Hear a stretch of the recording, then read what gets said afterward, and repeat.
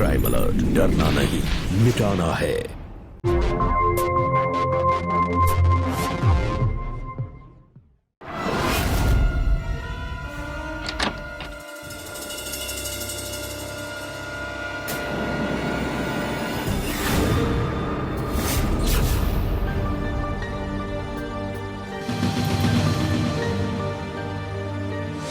यदि हमारे परिवार या आस पड़ोस में कोई व्यक्ति बीमार या किसी शारीरिक अपंगता का शिकार हो जाता है तो हम उसके प्रति संवेदनशील होते हैं, उसके सुख दुख का ध्यान रखते हैं। पर यहाँ स्थिति इसके बिल्कुल उल्टी जान पड़ती है। जहाँ एक तरफ व्हीलचेयर से बंधी एक छटपटाती लाचार जिंदगी है, तो वहीं दूसरी तरफ अपनी बेशर्मी की खुली आम नुमाइश करते दो लोग। ऐसा क्या था कि ये व्यक्ति इन लोगों की इन घटिया हरकतों से इतना विचलित दिख रहा था? ऐसा तो तभी होता है जब कोई अपना ही रिश्तों की मर्यादा को तार तार कर देता है। तो आइए जानते हैं।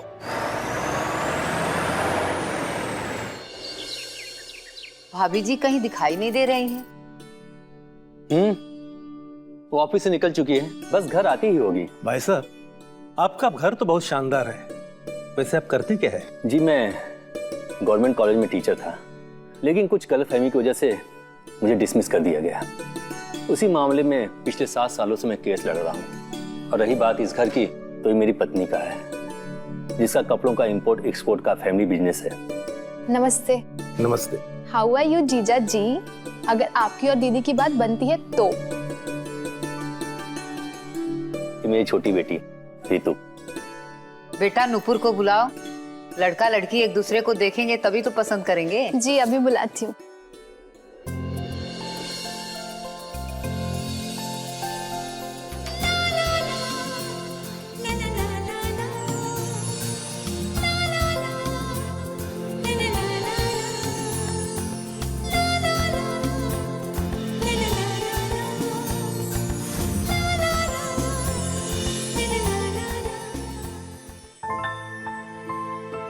बस करो दी, नहीं तो लड़का बेहोश हो जाएगा।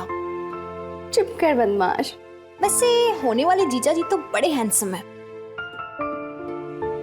रीतू, तुम्हें पता है ना, मेरे लिए लुक्स मायने नहीं रखते। हमेशा से मुझे एक ऐसा लड़का चाहिए जो शक्ल सूरत में भले 19-20 हो, पर पढ़ा लिखा और सुलझा हुआ इंसान होना चाहिए, और हमारी ट्रेनिंग भी अच्छी हो।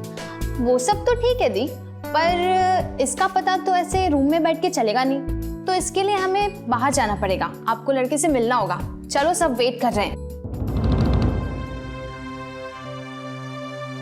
क्या हुआ दी? मुझे पता है ना कि मैं अभी शादी के लिए तैयार नहीं हूँ। अरे दी, तो अभी कोई आपकी शादी थोड़ी ना करवा रहा है, बस लड़का ही तो देखना है। चलो अब जल्दी, सब वेट कर रहे हैं।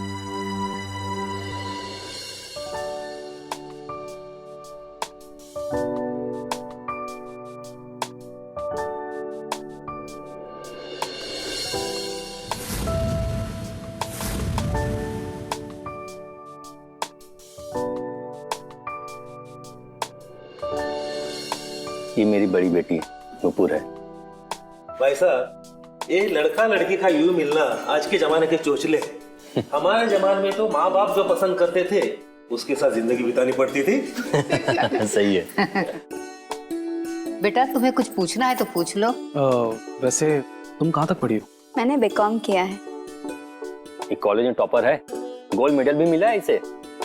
वैसे आपने कहाँ तक पढ़ाई की है? मैंने तो 12वीं तक पढ़ाई की है। वो क्या है ना कि उससे आगे की पढ़ाई मेरे बस की नहीं थी, और मेरा सारा समय बॉडी बिल्डिंग में निकल जाता था। लगता है जिम में बहुत मेहनत करते हो।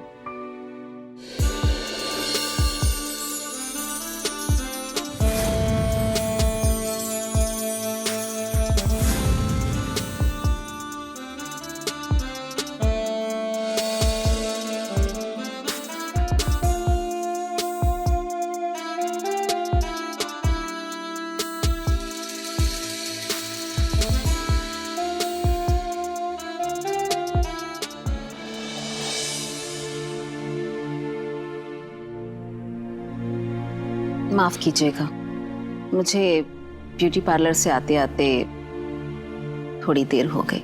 भाभी जी, ये मेरा बेटा वैभव है, आप देख लीजिए। अब देखना क्या है, लड़का हमें पसंद है। 1 मिनट सोरा। अब अपनी बेटियों की भलाई मुझसे अच्छा और कौन समझेगा, क्योंकि मैंने ही तो पाल पोस कर इन्हें अपने दम पर बड़ा किया है, तो इनके फ्यूचर का फैसला लेने का हक भी मुझे ही होना चाहिए ना। लेकिन मॉम, लेकिन कुछ नहीं। लड़का अच्छे घर से है और दिखता भी अच्छा है, और फिर हम मुंह मांगा दहेज भी तो देंगे, पर हमारी एक शर्त है, लड़का शादी के बाद यहाँ घर जमाई बनकर हमारे घर में रहेगा।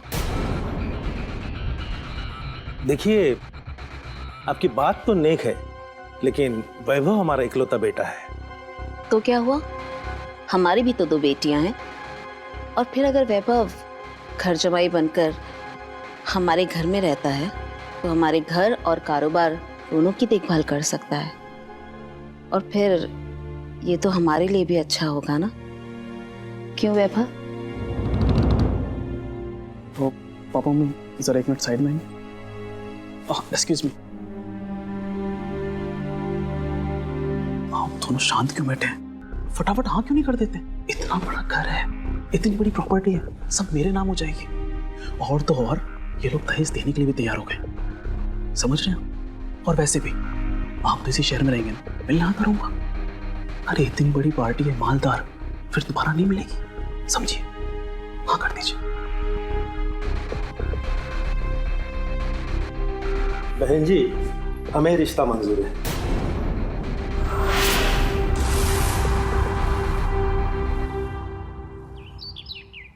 नुपुर मेरी भी बेटी है, तुम इस तरह अकेले उसके भविष्य का फैसला कैसे तय कर सकती हो? एक बात बताओ, मैंने आज तक तुम्हारी कौन सी बात मानी है जो अब मानूंगी? इसलिए मेरा दिमाग मत खराब करो। और ये घर जमाई का क्या चक्कर है?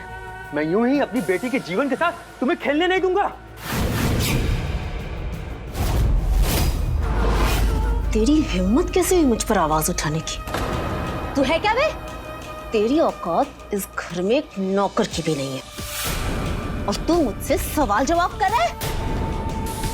थोड़ी नीची आवाज में बात करो, बच्चे सुन लेंगे। सुनते हैं तो सुन ले, उन्हें भी तो पता चले कि उनका बाप 1 नंबर का नाकार आदमी है।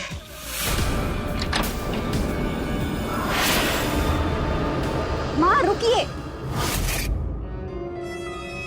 ये आप क्या कर रही हैं? ऋतु ने आपका ये रूप देखा नहीं है। मतलब क्या तेरा? मेरा मतलब ये है कि ऋतु हॉस्टल में रहती है, उसको नहीं पता है कि इस घर में क्या चल रहा है, और उसको ये सब पता चलेगा तो उसका दिल टूट जाएगा।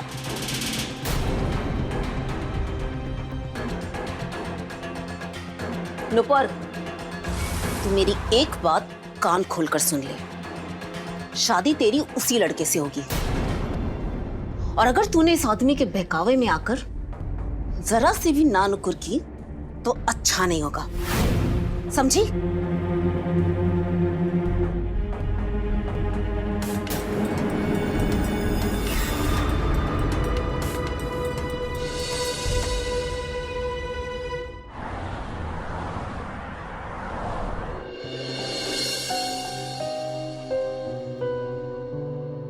दीदी, हमारे माँ बाप ने सोच समझ के रिश्ता किया होगा। शादी का फैसला मम्मी का है, मेरा नहीं। तो उन्होंने जीजू में कुछ ऐसा देखा होगा ना। आप बस रिलैक्स करो और आने वाली जिंदगी का खुल के वेलकम करो। तेरे तो दोनों हाथों में लड्डू मिल गए मेरे भाई। एक तो इतनी अमीर लड़की से शादी कर ली, ऊपर से उसी का घर जमाई बन गया। चीयर्स मेरे भाई, चीयर्स। अच्छा सुन तो भाई, तेरी जो छोटी साली है ना, उससे जरा हम शादी की बात करवा देना यार। Cheers for Vaibhav. चीयर्स। पता नहीं, पर कुछ अच्छा नहीं लग रहा, मन बहुत घबरा रहा है। अरे दीदी, आप भी ना बिना बात के टेंशन लेते रहते हो। लाइफ की सारी अच्छी चीजें ना जल्दी हो जाती हैं, जैसे कि बचपन। वैसे जीजू कहीं दिखाई नहीं दे रहे।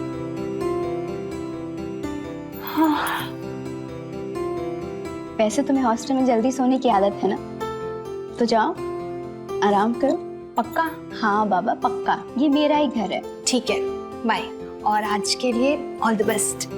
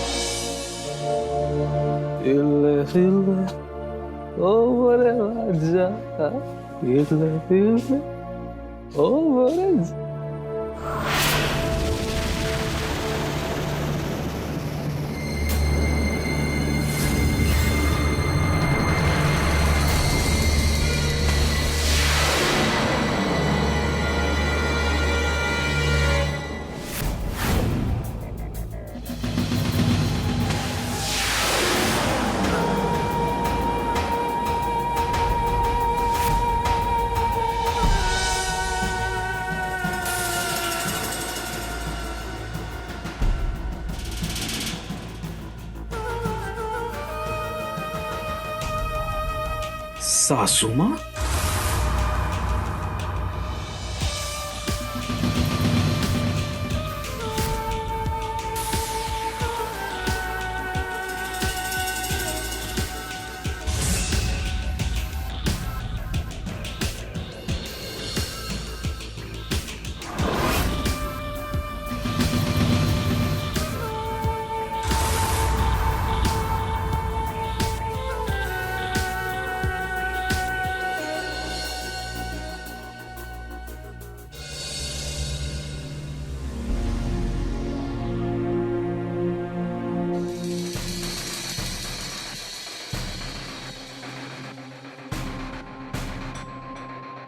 पता नहीं वे कहाँ रह गए।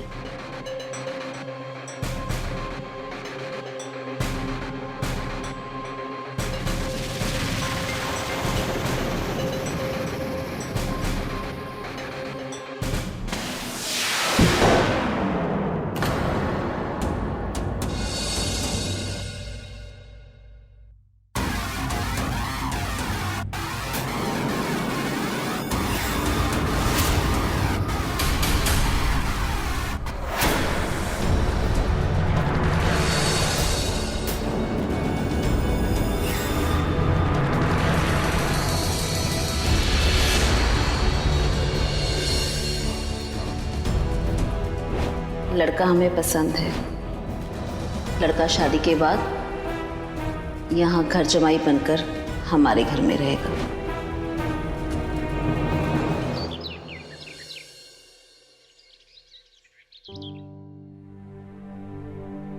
पापा चाय। नूपुर,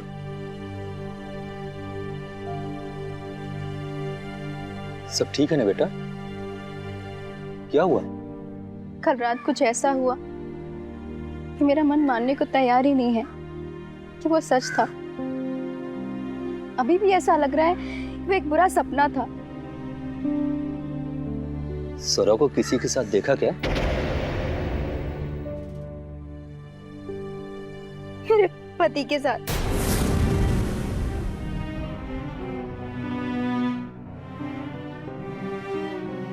यही सोचकर मैं आज तक चुप रहा कि सौरव ये गंदगी बाहर रखेगी, पर इस कदर गिर जाएगी मैं ये सोच नहीं सकता था। माँ के बारे में न जाने कितने लोगों ने क्या क्या नहीं कहा, पर उनकी बातों पे मैंने कभी भी यकीन नहीं किया, क्योंकि मुझे ऐसा लगता था कि वो सब बस ऐसे ही कह रहे हैं। लेकिन कल मैंने जो कुछ भी देखा, अभी भी यकीन नहीं कर पा रही हूँ कि वो एक सच था। पापा, जब आपको ये सब पता था, आपने क्यों सहा? तुम्हारी और रीतू की वजह से। दीदी, पापा,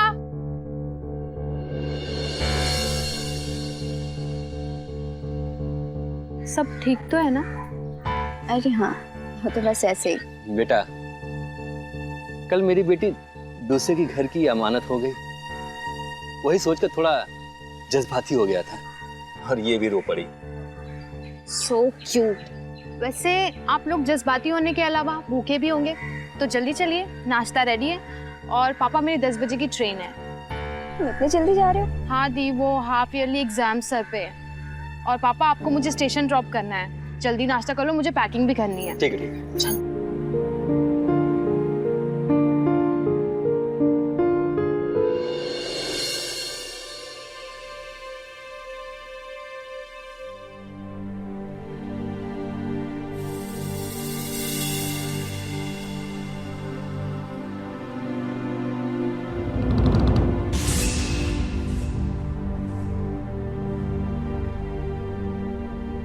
उम्मीद करती हूँ कल रात नए घर में तुम्हें नींद अच्छे से आई होगी। वैसे कल रात नींद आई किसे?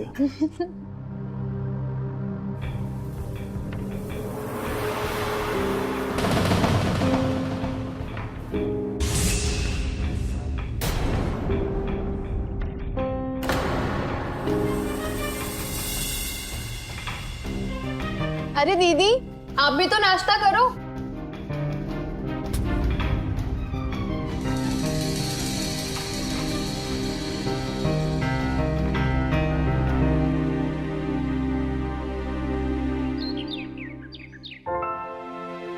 दी, वो ब्लू जीन्स देना।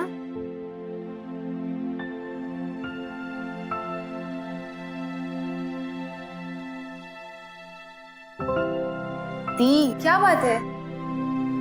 कुछ नहीं। दी, मैं आपकी छुटकी हूँ, आपकी आंखें आईना है। अब जल्दी से बताओ क्या बात है? अरे पापा, सच में कोई बात नहीं है। दी, मुझे ऐसा लगता है आप इस शादी से खुश नहीं हो, है ना? पर दी, अब तो शादी हो गई ना।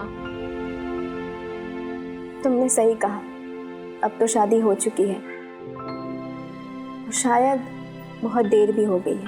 दी, अरेंज मैरिज में तो ये सब होता ही है। आप एक बार जीजू को दिल से अपना कर देखो, अगर उनकी कोई बात पसंद नहीं आए तो उसे माफ करने की कोशिश कीजिए, उन्हें अपना दिल देकर देखिए। मुझे पूरा यकीन है कि जीजू खुद को नुपुर से प्यार करने से रोक ही नहीं पाएंगे। अरे बेटा, क्या कर रही हो तुम लोग? जल्दी करो, ट्रेन छुड़ी आएगी। हाँ पापा। ऋतु, जी माँ। तुम रेडी हो? मैं ऐसे छोड़ दूंगी, तुम बाजार जाके दामाद जी की मनपसंद सब्जी ले आओ। चले ऋतु? हाँ माँ।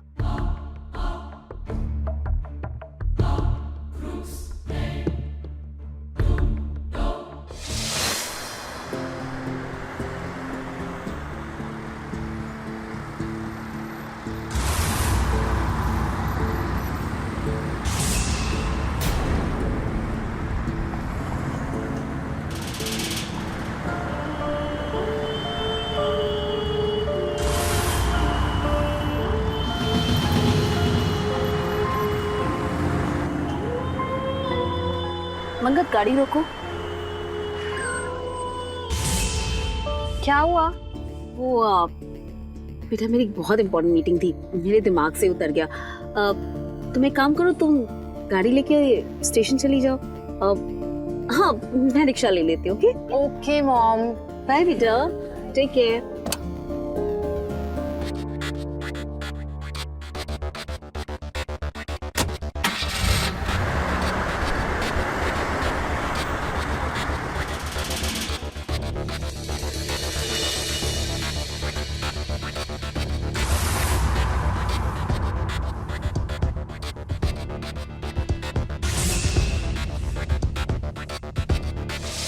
ये सोच के भी घिन आती है कि कोई इंसान शारीरिक सुख के लिए इतना कैसे गिर सकता है कि वो सास जैसे पवित्र रिश्ते को इस कदर शर्मसार कर दे। पर ये कोई कोरी कल्पना नहीं, बल्कि हमारे समाज की एक सच्चाई है।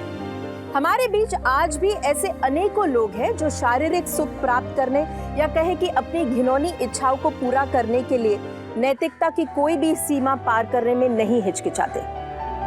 ये एक मनोस्थिति है जो किसी भी मर्द या औरत को हो सकती है, और स्वरा भी इसी मनोस्थिति या कह लो मनोरोग का शिकार थी। और उसे शारीरिक सुख की बुरी लत सी लग गई थी, जो अब एक खुशहाल परिवार को पूरी तरह से तहस नहस करने वाली थी।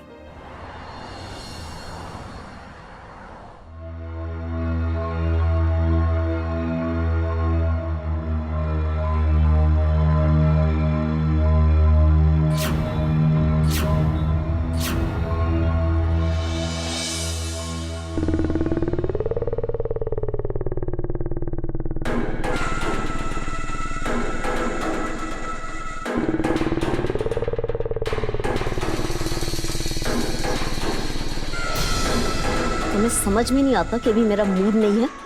ये तमीज है तुम्हारे बात करने की? तुम जैसे लोगों से ऐसे ही बात की जाती है। क्या मतलब है तुम्हारा, तुम जैसे लोगों से? तू कोई बहुत इंपॉर्टेंट आदमी है क्या? अरे मेरे घर का पालतू है तू।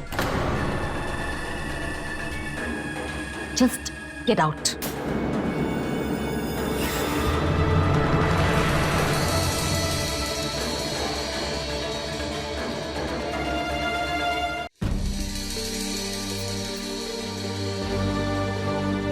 देख, ये जा रहा है मिस्टर बेचारा, अपनी बीवी तो संभलती नहीं, हर जगह मुंह मारती है। मोहल्ले के हर एक लड़के के पास आंटी का कोई ना कोई किस्सा तो है। लगता है अब हमें भी इसके घर के बाहर लाइन लगानी पड़ेगी। ये आंखें अपनी बीवी को दिखाई होती ना, तो आज तुम्हारी घर की इज्जत तार तार नहीं होती।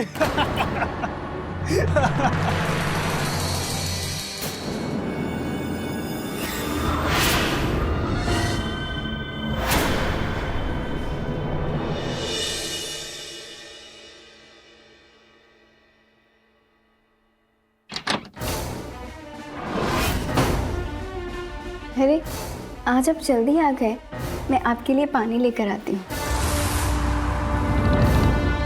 ये सब क्या है? हमारी शादी को 4 महीने हो गए और अभी तक हम एक दूसरे को समझ नहीं पाए, इसलिए मैं चाहती हूँ कि हमें अपने रिश्ते की नई शुरुआत करनी चाहिए। तू और तेरी वो माँ दोनों ही क्रिकेट हो। एक है कि आंख दिखाती है और दूसरी है कि प्यार जताती है। बदतमीजी करती है तेरी माँ मुझसे। क्या समझती है खुद को? अरे कुत्ता बना कर रख रखा है मुझे। मैं दिखाता हूं तुझे कि मैं कुत्ता नहीं, शेर हूं, शेर। क्या कर रहे हैं आप?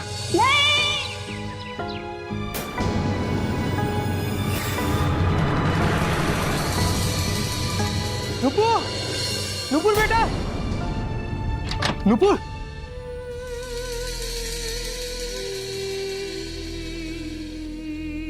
ये सब क्या है बेटा? किसने तुम्हें मारा बेटा?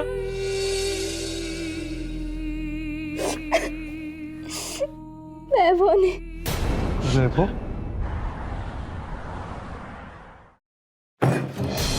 तुम अपनी गिरी हरकतों से बाज नहीं आओगी। तुम्हारे इस गंदे दिमाग ने हमारे पूरे परिवार को बर्बाद कर दिया है। तेरी औकात नहीं मुझे आंखें दिखाने की। और जिस घर परिवार की बात तू कर रहा है ना, वो मेरे कमाए हुए पैसों से चलता है, इसलिए इस घर में चिल्लाने का हक सिर्फ मुझे है। तुमने कभी अपनी बेटियों के बारे में सोचा है? लोग क्या कहेंगे? तुम इतना हद तक गिर सकती हो? मैं तेरी बात क्यों सुनूं? आखिर तुझ जैसे नकारा आदमी को जिंदगी भर पाला है मैंने। मैं आज तक अपनी बेटी की खातिर चुप रहा, पर उस वैभव ने आज हद कर दी। उसने हमारी बेटी के ऊपर हाथ उठाया। मैं पुलिस स्टेशन जा रहा हूँ कंप्लेन करने। तुम्हारी और उस वैभव की सारी पोल पट्टी खोल दूंगा। क्या कहेगा तू पुलिस स्टेशन में? यही कि तू मानसिक रूप से बीमार है, तुम्हें शारीरिक संबंध बनाने की लत पड़ गई है, और उसी वजह से तूने हमारा सारा परिवार बर्बाद कर दिया है। मैं और मेरी बेटी तुमसे और उस वैभव से छुटकारा चाहते हैं। मैं और मेरी बेटी तुमसे और उस वैभव से छुटकारा चाहते हैं।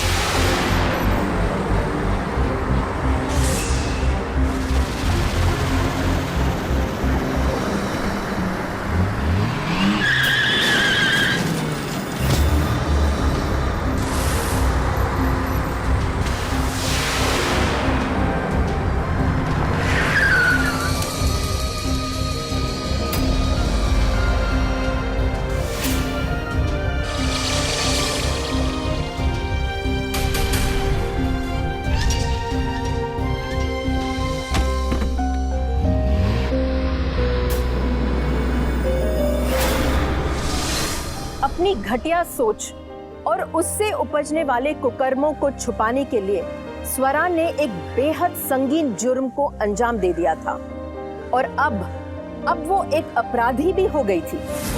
उधर इस एक्सीडेंट से नीरज की जान तो बच गई थी, पर वो पैरालाइज बेचारा लकवे का शिकार हो गया था। परिवार की सबसे छोटी बेटी ऋतु के वार्षिक परीक्षा सर पर थी और इसीलिए बड़ी बहन नुपुर ने उसे पिता नीरज के एक्सीडेंट की बात बताना उचित नहीं समझा। नुपुर चाहती थी कि ऋतु बहुत अच्छे अंकों से पास होकर कहीं दूर एक अच्छी नौकरी के साथ सेटल हो जाए और उस पर अपनी माँ के कलुषित विचारों की छाया कभी न पड़े।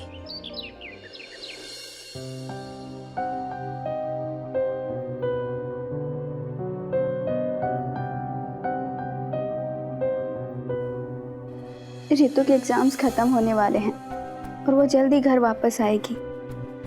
मेरा तो ये सोच के दिल घबराता है कि जब उसको पता चलेगा कि आपकी क्या हालत हो गई है तो न जाने उस पर क्या बीतेगी।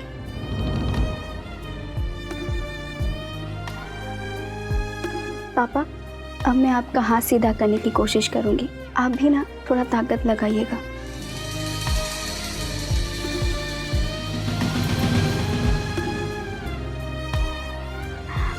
पापा, आपने उंगली हिलाई, फिर से कीजिए ना।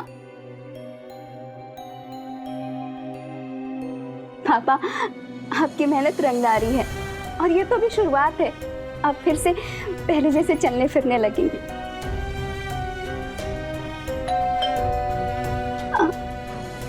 पापा, मैं देख कर आती हूँ कौन है।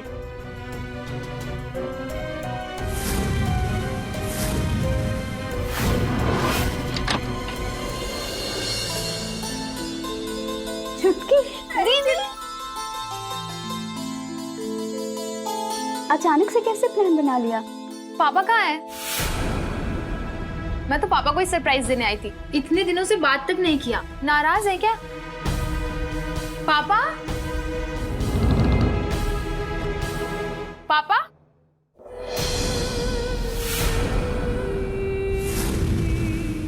पापा? पापा? ये क्या हो गया पापा? पापा ये क्या हो गया? दी, मुझे किसी ने बताया क्यों नहीं? पापा।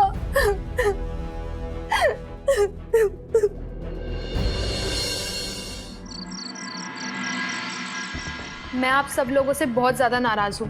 पापा के साथ इतना बड़ा एक्सीडेंट हो गया और किसी ने मुझे कुछ बताया तक नहीं। मैंने तो कहा था नुपुर से, पर इसने मुझे रोक लिया। कहने लगी कि तुम्हारे एग्जाम सर पर हैं।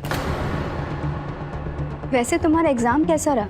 एग्जाम्स तो अच्छे हो गए, 2 हफ्ते में रिजल्ट्स भी आ जाएंगे। अच्छा एक बात बताओ, तुम अक्सर जून में घर आती हो ना, इस बार जल्दी कैसे आ गई? मेरे घर जल्दी आने का एक कारण है।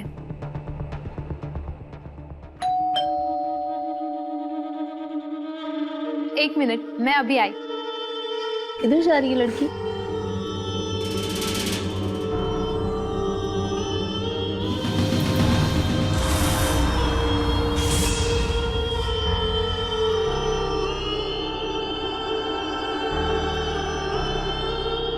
मॉम, आप सब लोग मेरे घर आने का कारण पूछ रहे थे ना?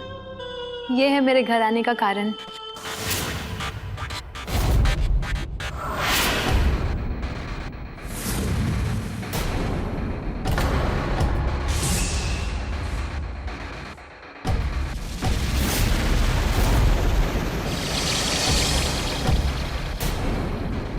मॉम, ये मुदित है, मेरा कॉलेज फ्रेंड। हम दोनों कॉलेज में साथ पढ़ते हैं और हम लोग काफ़ी अच्छे दोस्त भी हैं। मुदित, ये मेरी मॉम है, वो पापा, वो जीजू और ये मेरी दीदी। हाय, स्टैंड।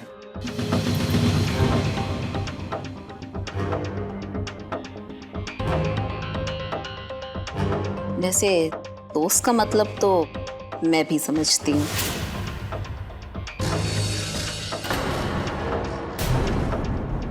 इससे पहले कि बात आगे बढ़े, मैं तुमसे एक बात साफ साफ कहना चाहती हूँ। जी वो क्या? इस घर का एक नियम है, यहाँ से लड़की विदा नहीं होती, बल्कि लड़का घर जमाई बनकर इस घर में रहता है। बस मेरी एक ही शर्त है, शादी के बाद इसे इस घर का घर जमाई बन के रहना होगा।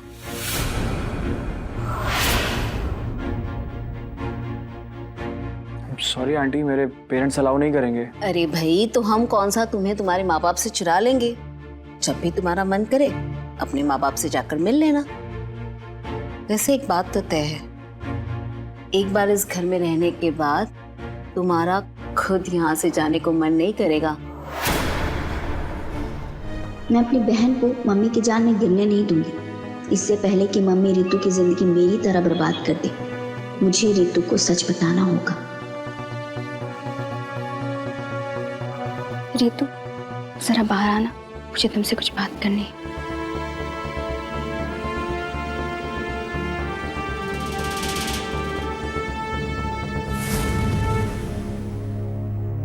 रितु, तू आ गई? रितु, तुम मम्मी का घर छोड़ के चली जाओ। मम्मी का मानसिक संतुलन सही नहीं है। उन्हें लड़कों के साथ नाजायज संबंध बनाने की बुरी लत है, और अब तो इनकी आदत भी बन चुकी है। वो वैभव की तरह मुदित को भी अपने जाल में फंसाना चाहती हैं।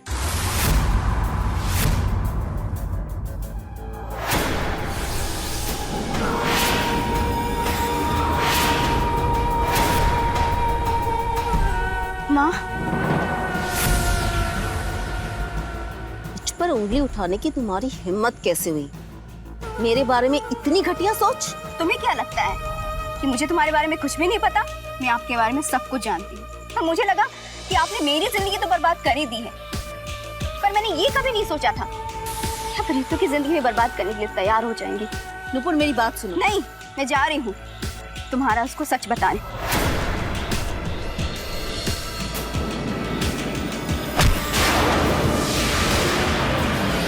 मुझसे कोई बदतमीजी करे, ये मैं बिल्कुल बर्दाश्त नहीं कर सकती। क्या कर? अभी तो तू जिंदा है, पर सुन, तू मुझे नहीं जानती है, मैं कुछ भी कर सकती हूँ। तेरी तरह अकड़ ना तेरे बाप ने भी दिखाने की कोशिश की। देख देख मैंने उसकी क्या हालत कर दी। आप मानसिक रूप से बीमार हैं। आपको अपनी शारीरिक जरूरतों के अलावा कुछ भी नहीं सोचता। आपको मनोचिकित्सक की जरूरत है। प्लीज मम्मी, मेरा यकीन कीजिए। अपना मुंह बंद कर और जैसा मैं कहती हूँ चुपचाप पैसा लिख। ले, लिख लिख। कभी नहीं। आपके मकसद में आपको कभी भी कामयाब नहीं होने दूंगी। लिखती है नहीं? हाँ बोल। ठीक है ठीक है ठीक है, मैं लिखती हूँ। ले।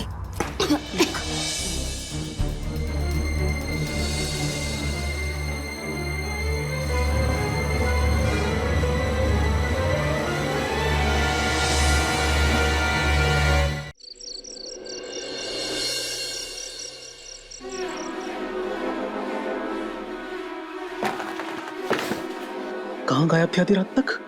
अरे बाबा, तुम्हारे पास ही आ रही थी। मुझे तुम्हारी मदद की जरूरत है। नुपुर के पर निकल आए हैं, उसे कुतरना है। वाह, जरूरत पड़ी तो मेरी याद आ गई, वरना आजकल तो आप हमें धुतकारती रहती हैं। ऐसा मत कहो ना, मैंने तुम्हारे लिए कितना कुछ किया है। ये घर, ये दौलत, ये सब कुछ तुम्हारा ही था। माँ, अब तो वो तुम्हारा नया खिलौना कराने को तैयार है। पर तुम्हारी जगह इस घर में और इस दिल में और कोई नहीं ले सकता। वैसे करना क्या होगा? बताती हूँ। इतनी जल्दी भी क्या है?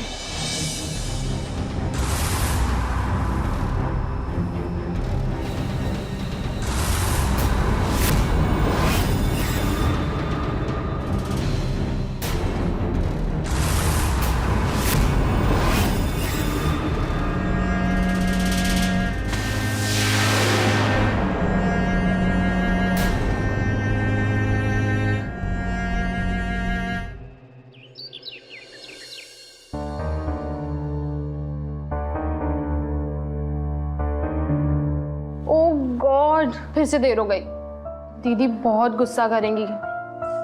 दीदी चाय मिलेगी क्या? वो दीदी भी कहाँ है?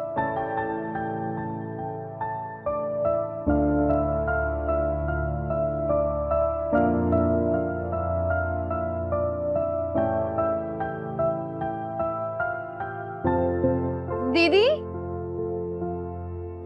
दीदी, दीदी,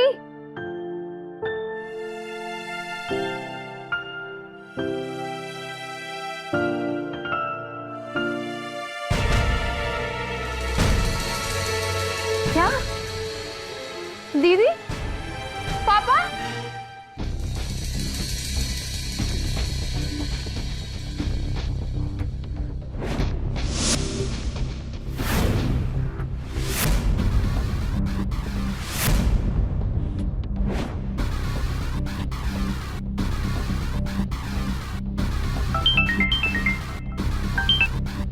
हेलो। Hello aunty. मुदित, कैसे हो तुम? जी मैं बिल्कुल ठीक हूँ, आप बताइए कैसे याद किया? अच्छा, मैं सोच रही थी कि तुमसे मिलके शादी की बात आगे बढ़ाई जाए। आंटी ये तो बहुत ही नेक ख्याल है। इनफैक्ट मैं सोच ही रहा था आपको फोन करने के बारे में। बताइए कहाँ मिलना है? तुम एक काम करो, मेरे ऑफिस आ जाओ, यहीं बैठकर आराम से बात करते हैं। जी ठीक है, मैं आता हूँ। ओके।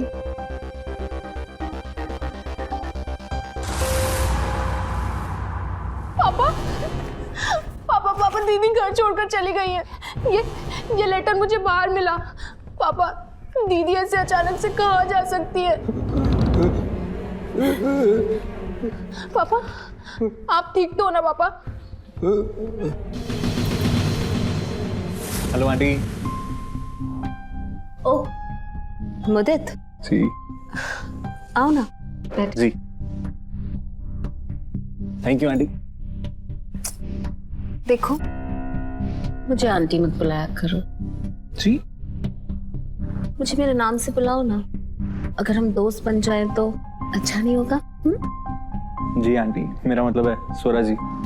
जस्ट स्वरा। ओके स्वरा।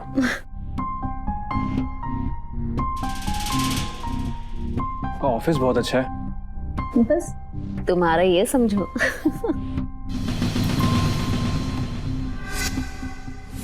क्या चाहिए पापा आपको?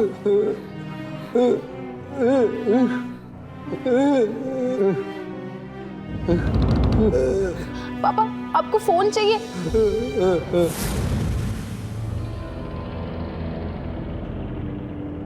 देखो मुदित, ये घर, ये ऑफिस, ये सारी दौलत, ये सब कुछ तुम्हारा ही तो है। बस तुम्हें मेरा होना होगा। क्या हुआ? तुम्हें मेरा हाथ लगाना अच्छा नहीं लगा? क्या बातें कर रही हैं आप? एक्चुअली मेरा वो मतलब नहीं था, गलती से हाथ लग गया। कोई बात नहीं। तुम्हें लगता है मेरा हाथ झटकने से तुम मुझे खुद से दूर कर पाओगे? मैं तुम्हें हर कीमत पर अपना बना के रहूंगी। चाय? मैं चाय नहीं पीता। देखो, तुम्हारा और हमारा रिश्ता जुड़ने वाला है, तो चाय से ही मुंह मीठा कर लो।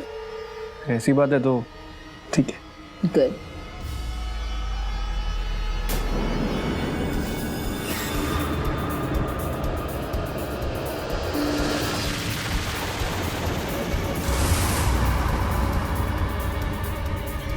Thank you.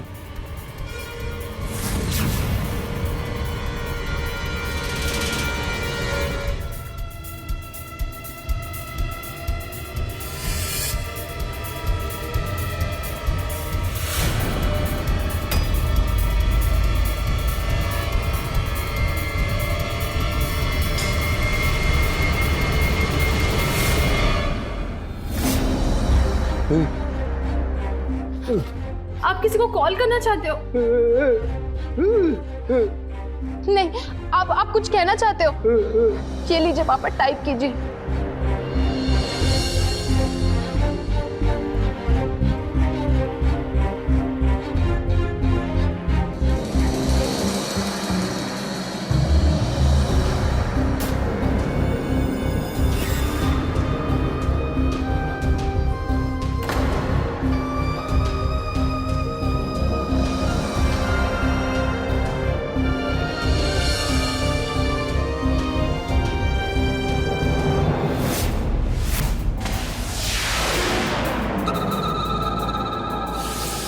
एक बार मेरी नजर जिस पर पड़ जाए उसे तो मैं हासिल करके ही रहती हूँ, फिर मुझे जमीन आसमान एक क्यों ना करना पड़े। जब से तुमने देखा है तुमने मुझे दीवाना बना दिया है, और अब हमारे बीच जो भी होगा उसे मैं रिकॉर्ड कर कर तुम्हें ब्लैकमेल करूंगी, और फिर तुम हमेशा के लिए मेरे हो जाओगे।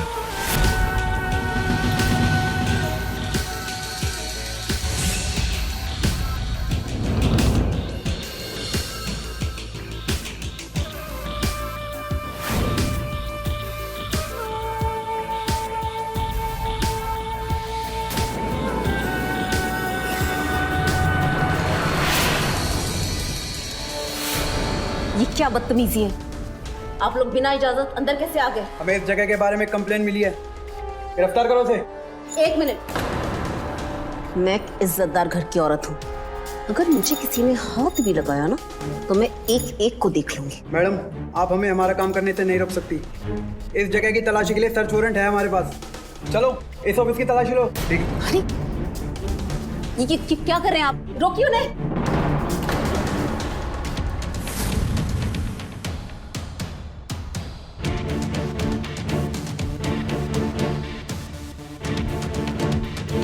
आप ठीक हैं?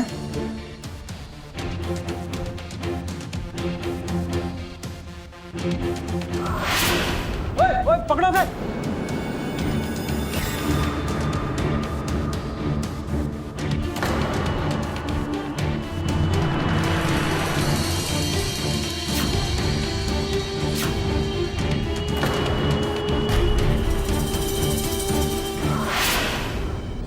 नशा या लत, चाहे वो किसी भी चीज का हो, हमेशा नुकसान ही करती है। कोई भी लत धीरे धीरे इंसान को अपना गुलाम बना लेती है और फिर उस इंसान को अपनी लत की पूर्ति के सिवा और कुछ नहीं सूझता। यही हुआ स्वरा के साथ। उसकी शारीरिक सुख की भूख इतनी बढ़ चुकी थी कि उसे सही गलत का पता ही नहीं चला। ऐसी लत से बाहर आने के लिए भी उपाय मौजूद है, और वो है साइकेट्रिस्ट यानी मनोचिकित्सक। कहते हैं मन एक मंदिर होता है, और जैसे हमारे विचार होते हैं वैसे ही हम बन जाते हैं। तो अगर किसी के मन में काम, वासना और रिश्तों को कलुषित करने वाले विचार चलते हैं तो उसे अपनी सोच बदल देने की बेहद जरूरत है। स्वरा के साथ भी यही हुआ। स्वरा के साथ उसकी शारीरिक सुख की भूख इतनी बढ़ चुकी थी कि उसे सही गलत का पता ही नहीं चला। फिलहाल स्वरा और वैभव पुलिस की गिरफ्त में है और उनके ऊपर आईपीसी की धारा के अंतर्गत मुकदमा चल रहा है। वहीं दूसरी तरफ नुपुर अपनी बहन ऋतु और पिता के साथ एक नई जिंदगी की शुरुआत कर चुकी है। इसी के साथ मैं इंदिरा कृष्णा आप सभी से विदा लेती हूँ। फिर मिलेंगे ऐसी ही एक सच्ची घटना के साथ। तब तक के लिए be alert, be safe and be good, और देखते रहिएगा क्राइम अलर्ट, जुर्म के खिलाफ आवाज। जय हिंद।